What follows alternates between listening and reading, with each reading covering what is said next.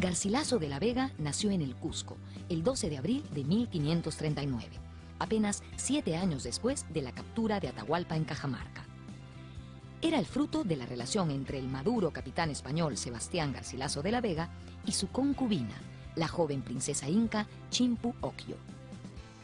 El Inca Garcilaso fue uno de esos primeros mestizos nacidos de relaciones interraciales propias de la conquista.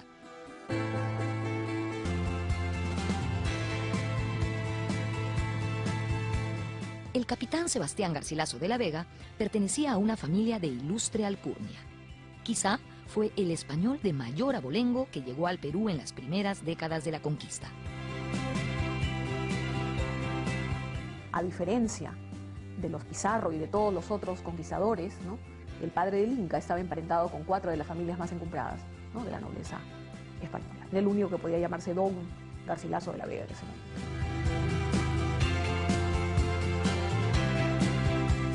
El padre del Inca tenía parientes que habían sido notables hombres de letras. Era sobrino de Garcilaso de la Vega, poeta renacentista español. También era pariente de Jorge Manrique, el autor de Coplas a la muerte de su padre. El capitán Garcilaso recibió ricas encomiendas en el Cusco. Fue allí donde conoció a Chimpu Oquio. La princesa inca pertenecía a la panaca de Tupac Yupanqui y Huayna Cápac, familia real de estos incas. Esta panaca estaba emparentada con Huáscar y por ello fue víctima de las victoriosas tropas de Atahualpa que asolaron el Cusco durante la guerra civil entre los dos hermanos. La madre del Inca Garcilaso, por entonces casi una niña, pudo escapar de la masacre.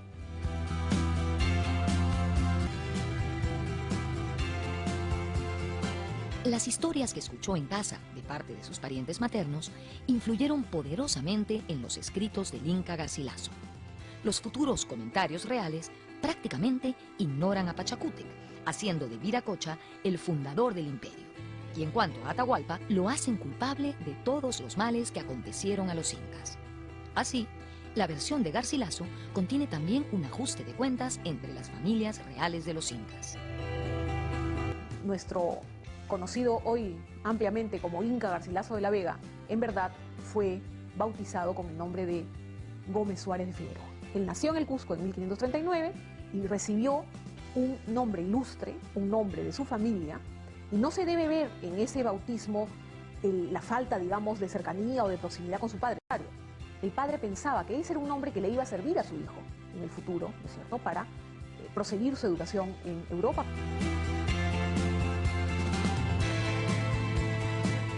Aún no se habían establecido con precisión las reglas para la herencia de los apellidos. En el siglo XVI era costumbre habitual nominar a un hijo confiriéndole un nombre completo proveniente de un pariente famoso.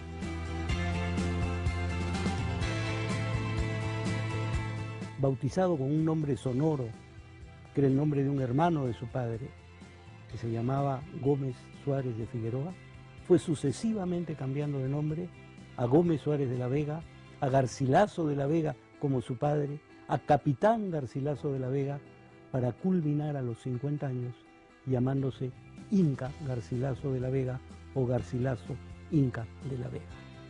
Es decir, a este hombre le tomó 50 años darle estructura simbólica a su condición de mestizo, al intercalar el nombre de Inca dentro de sus apellidos.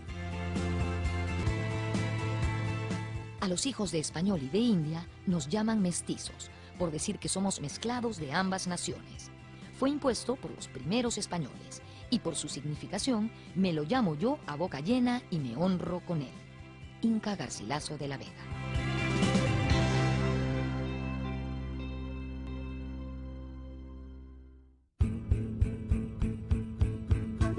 Gómez Suárez fue un mestizo privilegiado. Perteneció a las élites de conquistadores y conquistados. Vivió su niñez y adolescencia en el Cusco. Durante sus primeros años estuvo muy vinculado a su madre y la primera lengua que habló fue el quechua. Cuenta que muy pronto aprendió a manejar los quipus y que los llegó a conocer muy bien. Sentado entre los parientes de su madre, el niño mestizo Gómez Suárez escuchaba con avidez los tristes relatos de esos años de ocaso del imperio. Sus parientes habían vivido las antiguas grandezas, lloraban a sus reyes muertos y se desconsolaban ante el bien perdido. Trocósenos el reinar en vasallaje, era el lamento cotidiano. Desde esos años, la angustia se instaló en su corazón. Como dijimos, si bien el idioma materno de Gómez Suárez fue el quechua, pronto asumió el castellano, lengua de su padre y de sus compañeros de armas.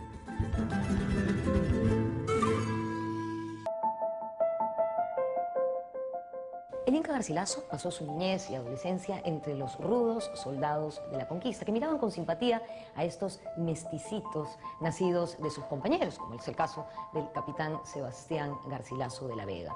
Durante este tiempo, Garcilaso recibió instrucción del canónigo Juan de Cuéllar, que impartía clases de gramática y de ciencia a estos niños, entre los que también se encontraban los hijos de Francisco y Gonzalo Pizarro.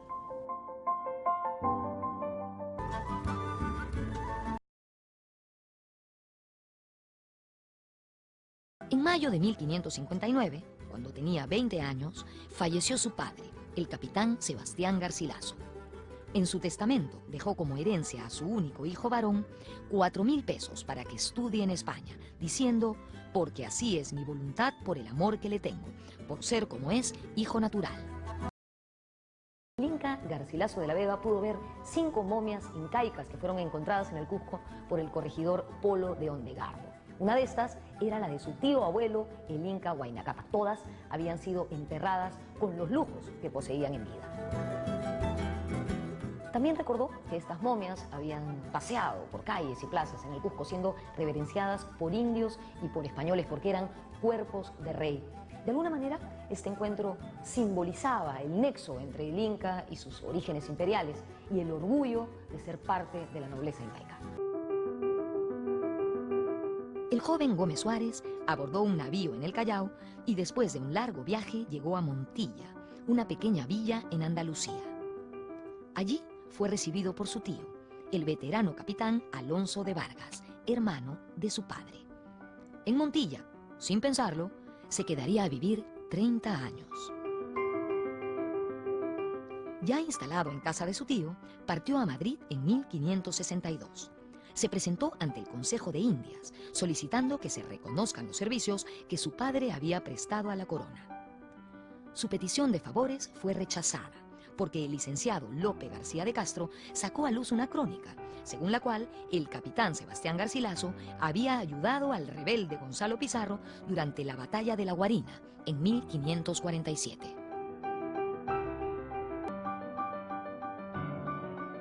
Luego de esta amarga experiencia, Gómez Suárez decidió reivindicar la memoria de su padre. Si la corte le hubiera dado lo que buscaba, quizá nunca hubiera sido escritor. Desde que cruzó a España, comenzó a llamarse Garcilaso de la Vega, igual que su padre, y abandonó su antiguo nombre de Gómez Suárez.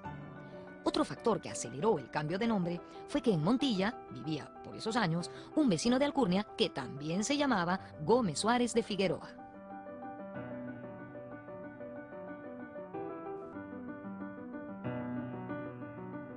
En Montilla, ayudó a su tío en la administración de sus bienes y la crianza de caballos.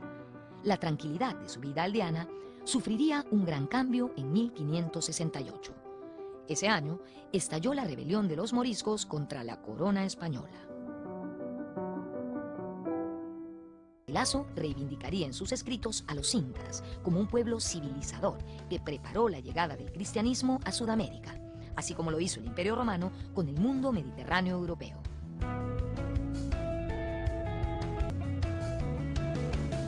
Garcilaso admitió que a los incas les faltó conocer la escritura.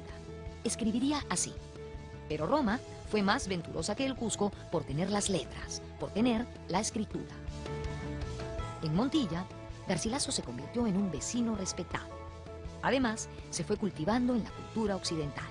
Leyó los clásicos italianos, se relacionó con intelectuales de la región, leyó crónicas de las Indias, aprendió latín, ayudado por jesuitas, y recibió cartas de sus amigos españoles y mestizos del Perú. Acumuló información. Luego, empezaría a escribir. Sus gustos literarios están más en la y literatura tradicional española. Y lo que puebla su biblioteca son crónicas de Indias, textos de historia clásica, también de autores italianos, que es la cultura más estimada del momento, ¿no? Es en buena medida un autodidacta. Garcilaso de la Vega se formó en España en bibliotecas, en archivos, en conversaciones con gente ilustrada y leyendo muchísimo, no solo literatura, sino también filosofía. Él no asistió a la universidad, fue un autodidacta. En España, por ese entonces, a las personas que no asistían a la universidad pero tenían conocimientos, se les conocía como auténticos legos. Garcilaso, de hecho, fue uno de ellos. Y tenía, además, un don especial, que no necesariamente se adquiere en alguna universidad o centro de estudios. Él tenía un enorme talento para escribir y contar historias.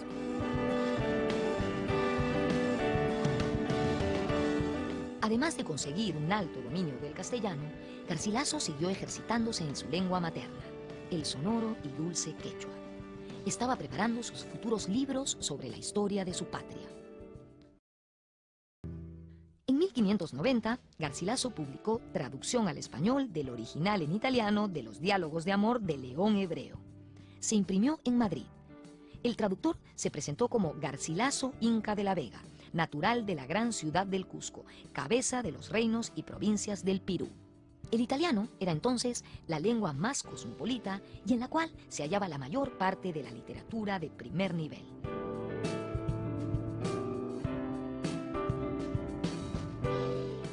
En 1591, Garcilaso decidió irse a Córdoba, una ciudad grande y con historia. Córdoba había sido capital del califato árabe en la península ibérica y su catedral se instaló donde estuvo la mezquita musulmana. Un caso similar al del Coricancha, el Templo del Sol, cuando sobre él se edificó la iglesia de Santo Domingo en el Cusco. En Córdoba, Garcilaso emprendió su segundo trabajo intelectual, que fue fundamental en su formación. Se trató de la historia de la conquista de la Florida, expedición dirigida por Hernando de Soto.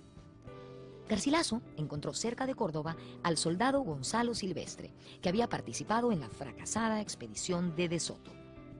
Garcilaso lo entrevistó sistemáticamente, aprendiendo la técnica de recolección de información oral. Asimismo, fue recibido por el reputado historiador español Ambrosio de Morales. Morales ayudó a Garcilaso a poner en orden sus ideas y lo ejercitó en el oficio de historiador. Ser historiador en el siglo XVI estaba muy ligado a ser literato.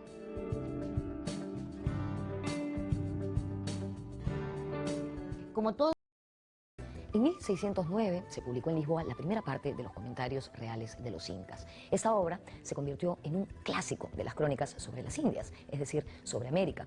Fue traducida al inglés y al francés. Es una obra de combate, porque su interpretación se oponía punto por punto a las crónicas publicadas bajo la tutela del virrey Toledo. En estas se presentaba a los incas como unos tiranos para justificar la conquista española. Garcilaso de la Vega tenía una visión casi opuesta, podríamos decir idealizada, de los incas, probablemente fruto de su condición de descendiente de la nobleza cusqueña.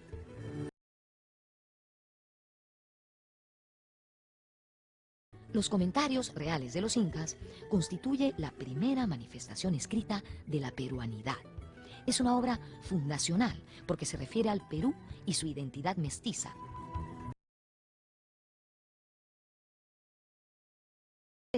A pesar de su delicada salud, Garcilaso concluyó la segunda parte de los comentarios reales.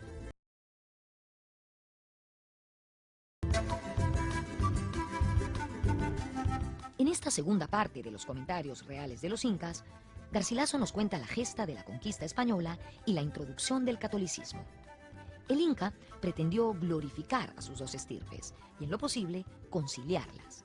Las guerras civiles entre españoles que se desencadenaron después de la conquista y los abusos que padecieron los indios desmintieron en parte la visión de Garcilaso. Ante esta situación, el inca plantearía una solución. La historia del Perú se desarrolla como una amplia y fatal tragedia inserta en una visión providencialista.